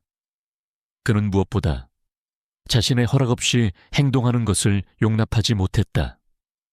오수진은 그의 여자는 될 수 있어도 그의 파트너는 될 수 없었다. 그녀는 그 선을 넘었다. 그날 밤 강태준은 오수진을 한남동 저택으로 불렀다. 오수진은 그가 자신에게 프로포즈라도 할 것이라는 기대를 품고 한껏 치장한 채 저택으로 향했다. 하지만 그녀를 맞이한 것은 로맨틱한 분위기가 아니었다. 어둡게 불이 꺼진 거실. 소파에 홀로 앉아있는 강태준의 모습은 마치 지옥의 심판자 같았다. 테이블 위에는 그녀가 위조한 서류들과 계좌 이체 내역서가 흩어져 있었다. 이게 다 뭐예요? 태준 씨, 오수진은 애써 태연한 척 물었지만 목소리가 가늘게 떨렸다. 강태준은 천천히 고개를 들어 그녀를 보았다. 그의 눈에는 더 이상 사랑이나 욕망이 없었다. 그 자리에는 경멸과 냉혹함만이 가득했다. 내가 우습게 보였나? 그의 목소리는 얼음장처럼 차가웠다. 내 뒤에서 이런 장난질을 하고 있는데 내가 모를 거라고 생각했어. 감히 내 것을 훔치려고 해. 아니에요. 오해예요, 형님. 치료비 때문에. 낙초. 강태준의 낮은 목소리에 오수진은 입을 다물었다. 내온 똑똑한 여자인 줄 알았는데 이제 보니 그냥 탐욕스럽고 멍청한 년이었군. 내 아내는 기억을 잃었어도 내 아내야. 그녀의 것은 곧 내 것이고 내 것은 오직 나만이 처분할 수 있어. 넌 딱 거기까지였어. 그는 자리에서 일어나 그녀에게 다가갔다. 그리고는 경멸이 가득한 손길로 그녀의 턱을 움켜쥐었다. 네 배우 인생 오늘로 끝이야. 이 서류들이 언론에 넘어가지 않은 걸 다행으로 알아. 당장 내 집에서, 내 인생에서 꺼져. 다시 한번 내 눈에 띄면 그땐 정말 네 인생을 지옥으로 만들어줄 테니까. 오수진은 아무 말도 하지 못했다. 그녀의 화려했던 야망은 산산조각이 났다. 그녀는 자신이 상대했던 남자가 어떤 사람인지, 그리고 자신이 건드리지 말아야 할 것을 건드렸다는 사실을 너무 늦게 깨달았다. 그녀는 쫓겨나듯 저택에서 끌려 나왔다. 그 시각 별장에서 한서연은 이민혁으로부터 온 한 통의 짧은 문자를 받았다. 여우를 닭장에서 쫓아냈습니다. 그녀는 휴대폰 화면을 껐다. 창밖의 바다는 폭풍 전야처럼 고요했다. 그녀의 얼굴에는 기쁨도 슬픔도 없었다. 오직 목표를 향해 나아가는 자의 냉정한 평온함만이 존재했다. 가장 성가신 장애물을 제거했다. 이제 그녀와 강태준 사이를 가로막는 것은 아무것도 없었다. 그녀는 이제 마지막 결전을 준비해야 했다. 프로메테스의 봉인을 풀고 저 오만한 왕을 그의 왕좌에서 끌어내릴 시간이었다.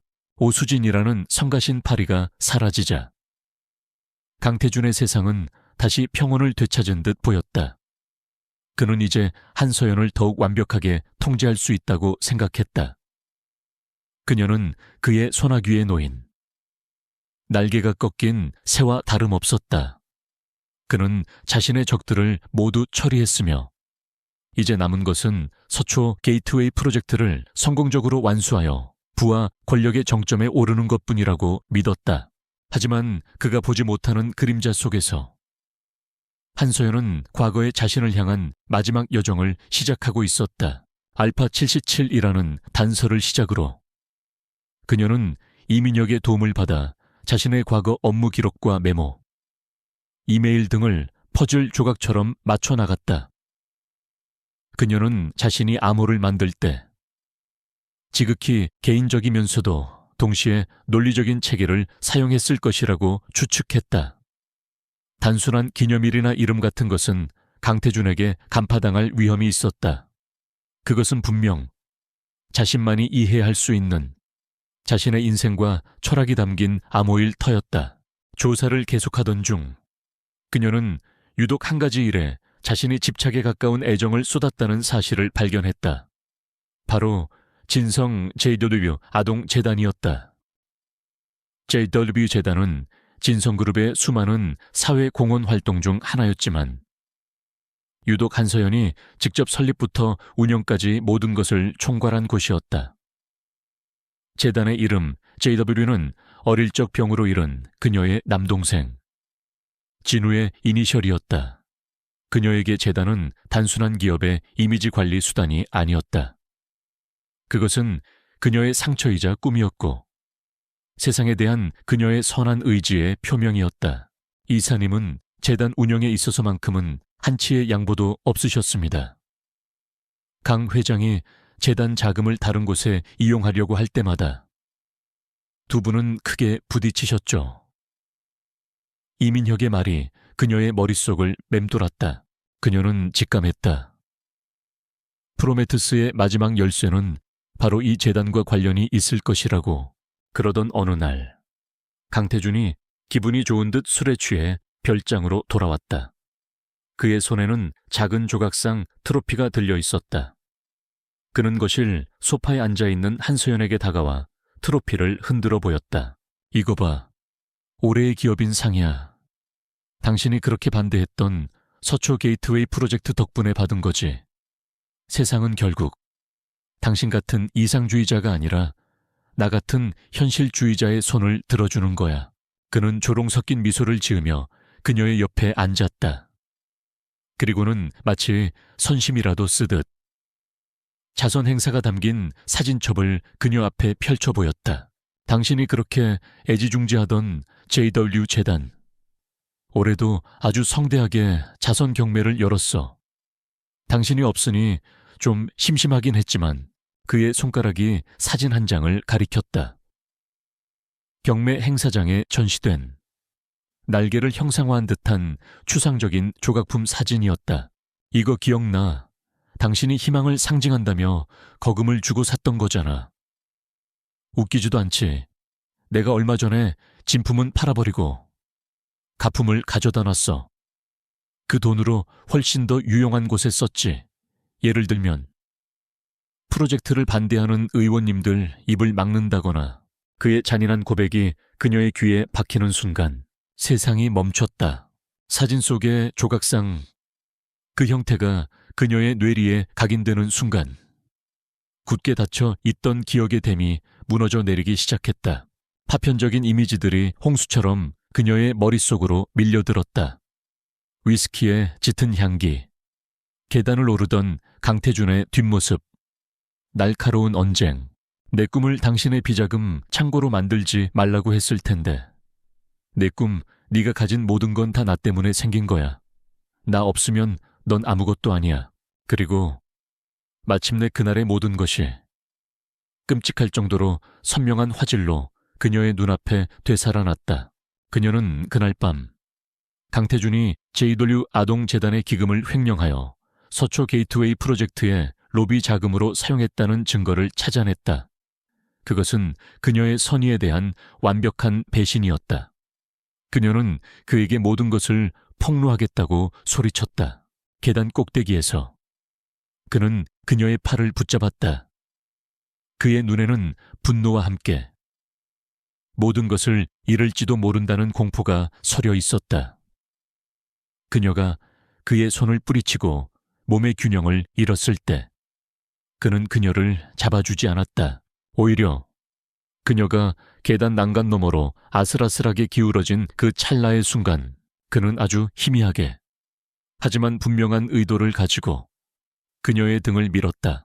그것은 사고가 아니었다. 명백한 살인 미수였다. 한서연의 입에서 가느다란 신음이 터져 나왔다. 머리가 깨질 듯한 고통과 함께 지난 몇 달간의 공백을 채우는 기억의 무게가 그녀의 온몸을 짓눌렀다. 사랑했던 남자가 자신을 죽이려 했다는 끔찍한 진실, 배신감과 공포, 그리고 형언할 수 없는 분노가 그녀의 영혼을 잠식했다. 왜 그래 머리 아파? 강태준이 귀찮다는 듯 물었다. 그녀의 창백한 얼굴과 떨리는 몸을 보면서도 그는 그저 그녀의 기억 상실증, 증세가 도진 것이라고만 생각했다. 한서연은 필사적으로 표정을 관리했다. 지금 이 순간 자신의 기억이 돌아왔다는 것을 들켜서는 안 되었다. 그녀는 연기 인생 최고의 연기를 해야만 했다. 그녀는 머리를 감싸주며 고통스러운 표정을 지었다. 멸이가 너무 깨질 것 같아요. 그녀는 식은땀을 흘리며 소파 위로 쓰러졌다. 그녀의 연기는 완벽했다. 슛, 또 시작이군. 방에 들어가서 좀 쉬어. 당신은 정말이지. 손이 너무 많이 가. 강태준은 짜증을 내며 그녀를 부축해 방으로 데려갔다. 그의 손길에서 그녀는 그날 밤 자신을 밀었던 그 차가운 감촉을 다시 한번 느꼈다. 방문이 닫히고 혼자 남게 되자마자 그녀는 화장실로 달려가 거울 앞에 섰다. 거울 속에는 더 이상 낯선 여자가 없었다. 고통과 분노로 일그러졌지만 그것은 분명한 한서연, 그녀 자신이었다. 그녀는 흐느끼기 시작했다. 하지만 그것은 슬픔의 눈물이 아니었다. 배신당한 사랑에 대한 애도이자 자신을 죽이려 한 남자에 대한 지독한 분노의 표출이었다. 눈물이 잦아들자 그녀의 눈빛은 강철처럼 차갑고 단단해졌다. 이제 모든 것이 분명해졌다. 이 전쟁은 단순히 회사를 되찾는 싸움이 아니었다. 이것은 자신의 인생을, 자신의 정의를 되찾는 복수극이었다. 그리고 그녀는 이제 마지막 열쇠를 손에 쥐었다. 프로메테스의 마지막 암호. 그것은 바로 강태준이 비웃으며 팔아버렸다고 말했던 그 희망이라는 이름의 조각상. 그 조각상의 고유 시리얼 넘버였다. 그녀만이 알고 있던 숫자. 한서연은 눈물을 닦았다. 그녀의 마음속에서 두려움은 완전히 사라졌다. 이제 남은 것은 오직 저 괴물을 심판대에 세우겠다는 불타는 의지뿐이었다. 마지막 장을 향한 막이 올랐다. 심판의 날은 진성그룹 정기 주주총회일로 정해졌다. 강태준이 자신의 왕국에서 가장 높은 왕좌에 앉아 찬사를 받는 바로 그 순간에 그를 지옥으로 끌어내리기 위함이었다. 한서연에게 그곳은 가장 완벽한 처형되었다. 그녀는 밤을 새워 프로메테스의 봉인을 해제했다. 마지막 키워드, 희망의 조각상 시리얼 넘버를 입력하자 수년간 잠들어 있던 비밀 서버가 깨어났다. 화면 위로 쏟아져 나오는 데이터는 강태준이 쌓아 올린 죄악의 바벨탑 그 자체였다. 이중장부, 유령 회사를 통한 자금 세탁 내역, 정관계 인사들에게 건네진 뇌물의 상세 기록, 그리고 서초 게이트웨이 프로젝트의 안전을 무시한 불법 자재 사용 증거까지 모든 것이 그곳에 있었다. 한서연은 이민혁과 함께 마지막 작전을 조율했다. 군사작전을 방불케 하는 치밀한 계획이었다. 첫째, 이민혁은 자신의 법무팀장 권한을 이용해 주주총회 안건에 기업 리스크 관리에 대한 특별 보고라는 항목을 추가했다. 누구도 주목하지 않는 지루하고 형식적인 보고로 위장했다. 둘째, 그는 강태준에게 버림받았던 2명의 임원과 비밀리에 접촉했다. 복수심과 회한에 차있던 그들은 한서연의 편에 서서 모든 것을 증언하기로 약속했다. 셋째, 모든 증거 자료를 정리하여 검찰 내부에 있는 강태준의 영향력이 미치지 않는 특수부 라인에 익명으로 제보했다. 동시에 제2미디어의 박 기자에게도 진성그룹 주주총회에서 대한민국을 뒤흔들 특종이 터질 것이라는 정보를 흘렸다. 모든 준비는 끝났다. 이제 배우가 무대에 오를 시간이었다. 주주총회가 열리는 진성타워 컨벤션홀은 수백 명의 주주와 기자들로 발 디딜 틈이 없었다. 단상 가장 높은 곳에 앉은 강태준은 만족스러운 미소로 장내를 둘러보았다. 몇 가지 스캔들이 있었지만 그는 성공적으로 위기를 관리했고 회사의 영업이익은 사상 최고치를 기록했다. 그는 자신이 이 제국의 완벽한 군주라고 믿어 의심치 않았다. 존경하는 주주 여러분, 우리 진성그룹은 투명하고 윤리적인 경영을 바탕으로 강태준의 위선적인 연설이 절정을 향해 갈 무렵이었다. 거대한 컨벤션홀의 뒷문이 소리 없이 열렸다. 모든 사람의 시선이 그곳으로 향했다. 문 앞에는 한 여자가 서 있었다. 기억을 잃은 가련한 환자의 모습은 온데간데 없었다. 그녀는 날카로운 라인에 검은색 정장을 입고 있었고 또렷한 눈빛은 냉철한 카리스마로 가득했다. 머리카락을 단정하게 묶어 올린 그녀의 모습은 마치 전장으로 향하는 여장군 같았다. 한서연이었다. 장내가 술렁이기 시작했다. 강태준의 얼굴이 충격과 당혹감으로 굳어졌다. 저 여자가 왜 저기에, 어떻게 그의 머릿속이 혼란에 휩싸였다. 한서연은 수백 개의 시선을 받으며 망설임 없는 걸음으로 단상을 향해 걸어갔다.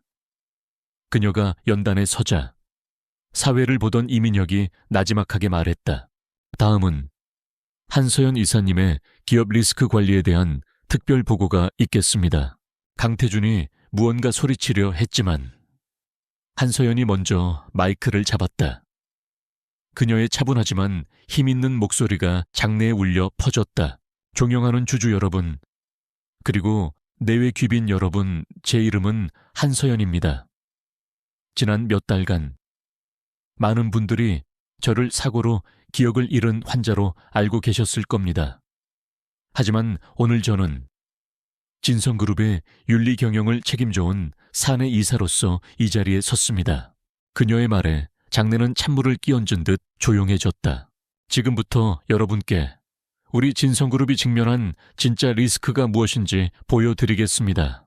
그녀가 손짓하자 강태준의 자랑스러운 영업실적 그래프가 떠있던 대형 스크린이 순식간에 다른 화면으로 바뀌었다. 화면에 나타난 것은 프로메테우스의 데이터였다. 진성그룹 대외비, 비자금 조성 내역. 화면은 끝없이 스크롤되며 강태준의 범죄 행각을 낱낱이 보여주기 시작했다. 유령 회사를 통해 빼돌린 수천억 원의 자금. 뇌물을 받은 정치인과 공무원들의 실명이 적나라하게 드러났다. 서초 게이트웨이 다리에 사용된 불량 철근의 시험 성적 조작 보고서가 화면 가득 클로즈업되자 장내 곳곳에서 경악의 탄성이 터져 나왔다. 거짓말이야. 저건 다 조작된 거야. 강태준이 미친 사람처럼 소리쳤다. 하지만 아무도 그의 말을 듣지 않았다. 스크린에 떠오른 증거들은 너무나도 명백했다. 그때 한서연의 신호를 받은 2명의 전직 임원이 증인석으로 걸어 나왔다. 저희는 강태준 회장의 지시로 입찰 비리를 저질렀고 모든 책임을 뒤집어 쓴 채 해고당했습니다. 강 회장은 저희에게 거액의 퇴직금을 주는 대가로 침묵을 강요했습니다. 그들의 증언은 강태준에 관해 박히는 마지막 목과도 같았다. 주주들은 분노했고 기자들의 카메라 플래시는 미친 듯이 터져 나왔다. 모든 기업 범죄에 대한 폭로가 끝났을 때 한서연은 처음으로 단상에 앉아있는 강태준을 똑바로 쳐다보았다. 그녀의 목소리는 이전보다 훨씬 낮고 차가워졌다. 그 안에는 지독한 경멸과 개인적인 분노가 담겨 있었다. 그리고 강태준 회장, 당신이 저지른 범죄는 이게 끝이 아닙니다. 이 모든 추악한 진실을 덮기 위해 당신은 아내를 살해하려 했습니다. 그녀의 충격적인 발언에 장내는 숨을 죽였다. 여러분은 제 사고가 계단에서 발을 헛디딘 실족사라고 알고 계실 겁니다. 하지만 진실은 다릅니다. 그날 밤 저는 그의 비자금 횡령 사실을 알게 되었고 모든 것을 폭로하겠다고 말했습니다. 그러자 그는 저를 계단에서 밀어버렸습니다. 그녀는 그날 밤의 상황을 마치 영화의 한 장면처럼 담담하고 상세하게 묘사했다. 그녀의 증언에는 단 한치의 흐트러짐도 없었다. 저 미친 여자가 정신병자야 사고였어. 자기가 발을 헛디뎠다고. 강태준은 완전히 이성을 잃고 발악했다. 그는 자리에서 벌떡 일어나 그녀에게 달려들려고 했다. 바로 그 순간이었다. 컨벤션 홀에 모든 문이 동시에 열리며 검사들과 수사관들이 들이닥쳤다. 강태준 씨, 우리는 당신을 횡령, 배임, 뇌물공여 및 살인 미수 혐의로 긴급 체포합니다. 당신은 묵비권을 행사할 수 있으며 검사들이 단상으로 올라와 강태준의 양팔을 붙잡았다. 그는 짐승처럼 울부짖으며 저항했다. 카메라 플래시가 번개처럼 터지며 대한민국 최고 기업의 총수가 자신의 화려한 왕국 한복판에서 무너져 내리는 모습을 역사에 기록했다. 차가운 수갑이 그의 손목에 채워지는 소리가 마이크를 통해 장내에 울려 퍼졌다. 한서연은 연단 위에서 그 모든 광경을 조용히 내려다보고 있었다. 그녀의 눈에는 승리감이나 기쁨 대신 길고 길었던 전쟁을 마친 병사의 깊은 피로감과 마침내 바로 세워진 정의에 대한 서늘한 확신만이 담겨 있었다. 왕은 그의 성에서 그의 신하들이 보는 앞에서 가장 화려한 방식으로 몰락했다. 강태준의 몰락은 한 시대의 종말을 의미했다. 대한민국을 주무르던 거대 재벌 총수의 추악한 민낯과 드라마틱한 체포 과정은 며칠 밤낮으로 모든 뉴스의 헤드라인을 장식했다. 진성그룹의 주가는 폭락했고 수십 년간 쌓아올린 신뢰의 탑은 하룻밤 사이에 모래성처럼 무너져 내렸다. 그룹은 그야말로 대혼돈에 빠졌다. 강태준의 공범이었던 이사들은 줄줄이 검찰에 소환되었고 회사는 리더십의 부재로 표류하기 시작했다. 비상대책위원회가 소집되었지만 서로 책임을 떠넘기기에 급급할 뿐 누구도 해결책을 내놓지 못했다. 바로 그때 폭풍의 눈이었던 한소연이 다시 한번 전면에 나섰다. 그녀는 긴급 주주총회를 재소집했다. 강태준 체포 당시에 충격과 분노가 가라앉지 않은 주주들 앞에서 그녀는 담담하지만 단호한 목소리로 미래에 대한 비전을 제시했다. 진성은 지금 뿌리부터 썩어 있습니다. 썩은 부분을 도려내는 고통 없이는 새살이 돋아날 수 없습니다. 저는 오늘 여러분께 달콤한 약속을 드리러 온 것이 아닙니다. 고통스러운 수술을 집도하기 위해 여러분의 동의를 구하러 왔습니다. 그녀는 과거의 잘못을 모두 인정하고 투명하게 공개하며 피해자들에게 정당한 보상을 할 것을 약속했다. 서초 게이트웨이 프로젝트를 전면 중단하고 안전 진단을 통해 원점에서 재검토하겠다고 선언했다. 단기적인 손실을 감수하더라도 무너진 신뢰를 되찾는 것이 최우선이라고 역설했다. 그녀의 연설에는 거짓이나 변명이 없었다. 오직 현실에 대한 냉철한 진단과 미래에 대한 책임감만이 존재했다. 그녀의 진심에 그리고 주주총회에서 보여준 압도적인 능력에 주주들의 마음이 움직이기 시작했다. 압도적인 지지로 한서연은 진성그룹의 비상경영위원장이자 임시회장으로 추대되었다. 그녀의 시대가 시작된 것이다. 한서연의 첫 번째 행보는 정리였다. 그녀는 강태준의 그림자가 묻어있는 회장실부터 바꾸었다. 화려하고 위압적이던 가구들을 모두 치우고 실용적이고 미니멀한 공간으로 재탄생시켰다. 그녀는 더 이상 왕좌가 아닌 일하는 리더의 자리를 원했다. 그녀는 프로메테스의 모든 데이터를 검찰의 증거로 제출하며 수사에 적극적으로 협조했다. 동시에 강태준의 아래에서 그의 불법적인 지시를 이행했던 임원들을 가차없이 해고했다. 그 빈자리에는 능력은 있지만 강태준에게 밑보여 좌천되었던 실무형 인재들을 등용했다. 그녀의 충실한 조력자였던 이민혁은 그룹 법무팀 총괄실장이자 비서실장으로 임명되어 그녀의 오른팔이 되었다. 가장 큰 변화는 서초 게이트웨이 프로젝트 현장에서 일어났다.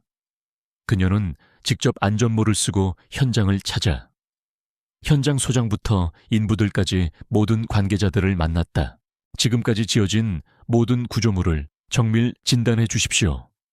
기준에 미달하는 자재가 단 하나라도 발견되면 전부 허물고 처음부터 다시 시작하겠습니다. 사람의 목숨보다 중요한 것은 없습니다.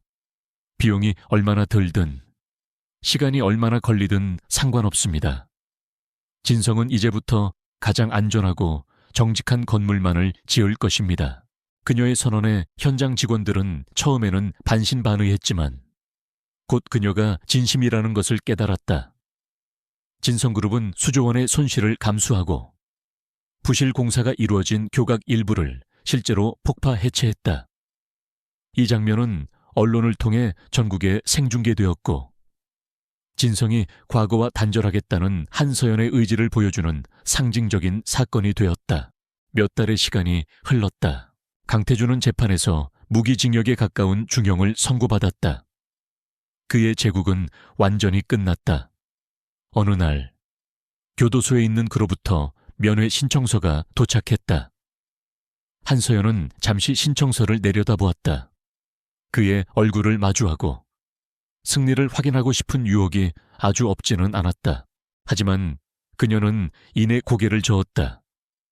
그녀는 조용히 신청서를 반으로 찢어 쓰레기통에 버렸다. 할 말은 더 이상 없어. 그녀의 복수는 그를 감옥에 보내는 것에서 끝난 것이 아니었다. 그녀의 진짜 복수는 그가 없는 세상에서 그가 망쳐놓은 모든 것을 바로 세우고 그보다 훨씬 더 나은 세상을 만드는 것이었다. 그는 더 이상 그녀의 인생에 어떠한 영향도 미칠 수 없는 과거의 망령일 뿐이었다. 1년 후 가을, 진성그룹은 진성웨이라는 새로운 이름으로 다시 태어났다.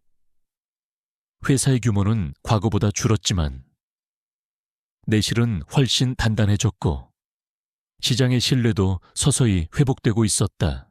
한서연은 한 병원의 중공식에 참석했다.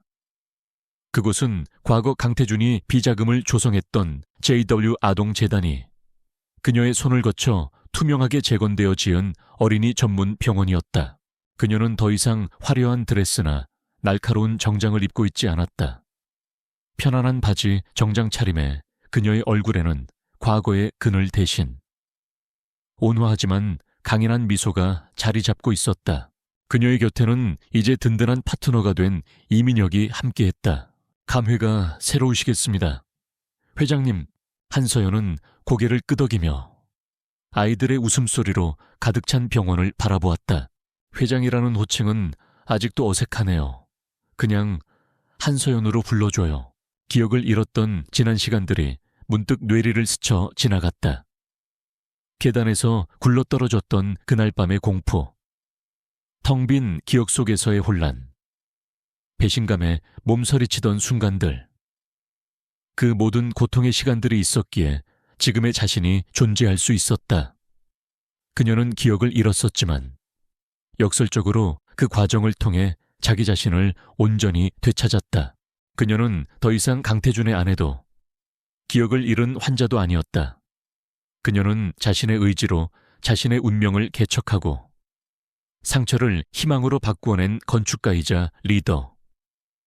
한서연이었다. 따스한 가을 햇살이 그녀의 얼굴 위로 쏟아져 내렸다. 폭풍은 완전히 지나갔고 새로운 아침이 밝아오고 있었다. 그녀는 과거를 딛고 서서 이제 막 첫 삽을 뜬 미래를 향해 조용히 미소 지었다.